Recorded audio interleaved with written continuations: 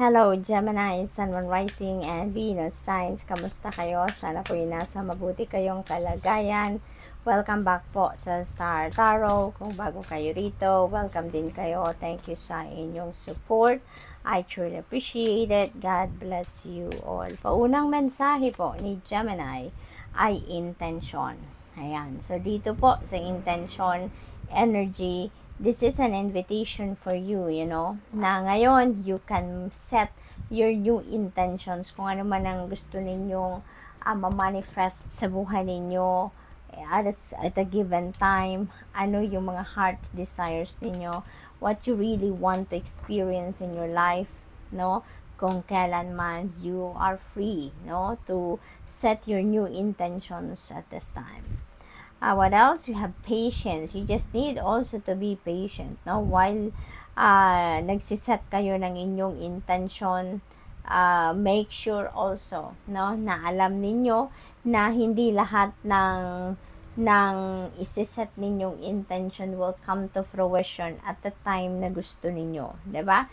Kasi hindi lahat ng nangyayari sa buhay natin ay kagustuhan natin, na alam mo yun, yung may sarili tayong timeline, yung gano'n, na hindi nangyayari according to our timeline. Minsan nakakatsamba lang din tayo, na sa timeline na gusto natin mangyari ang kung anumang bagay, yan ay nangyayari, but there are times na hindi. Kaya we really need also to be patient, and we really need to remember na things happens according to the divine order and timing. Kaya lagi din nating iisipin yun. Kaya sometimes we need to practice patience, and we need to be diligent sa paggawa ng mga steps, sa paggawa ng mga bagay na makakasupport doon sa mga intentions natin para makalapit tayo sa pag-realize ng mga yon. Okay?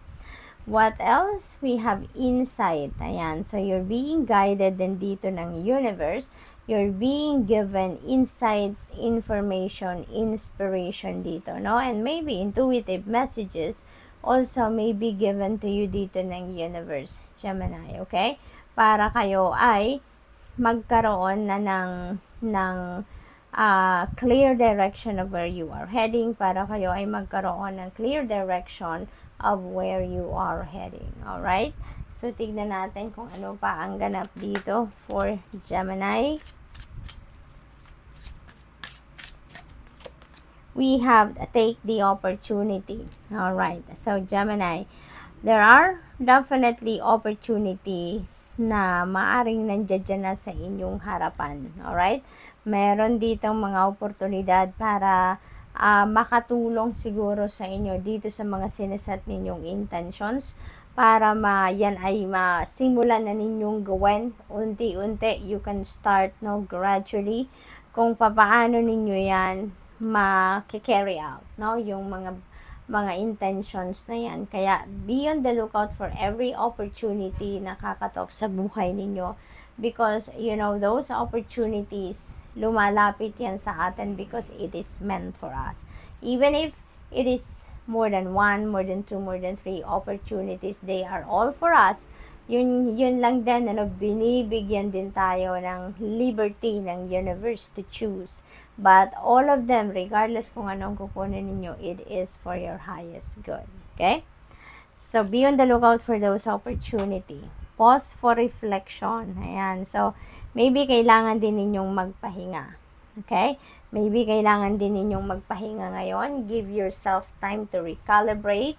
Give yourself time para makapagnilay-nilay kayo. Do some kind of reassessment siguro and re-evaluation ng kung ano man ang inyong mga pinaplanong gawin, where are you going to start, something like that, kaya kailangan ninyo dito na mag-reflect, kailangan ninyo na mag-isip-isip din, alright? Maybe kailangan din ninyo na mag-reflection time kayo for you to be able to listen, to the insights, to the guidance, to the intuitive messages na pinapadala sa inyo ng universe.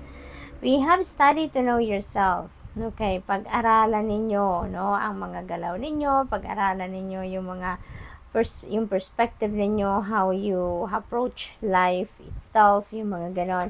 Marami kayong maaaring madidiscovering bago about sa sarili ninyo sa ngayon. Okay? So, we never stop learning, hindi ba? No? Every day is a learning process, and even para makilala nyo din mas lalo ang inyong sarili, kailangan din ninyong pag-aralan, no? Ang sarili ninyo.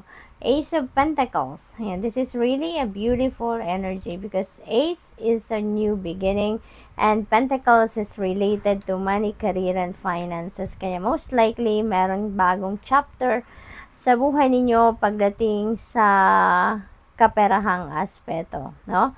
At dito ang magsisimula. This is very abundant and prosperous energy, kaya most likely, meron kayong mga sisimulang bagong trabaho siguro, career or business opportunity around the corner, no? Na sisimulan kayo. And financial blessings are also possible dito na maaaring meron talagang perang dadating na sa inyo, mahahawakan nyo ng cold cash. Maaaring may ganong sitwasyon, no? And also, Gemini, maybe there is also dito an opportunity for you para magkaroon kayo ng siguro panalo, no? Siguro meron din ditong magraregalo sa inyo or maybe meron magbibigay ng bonus.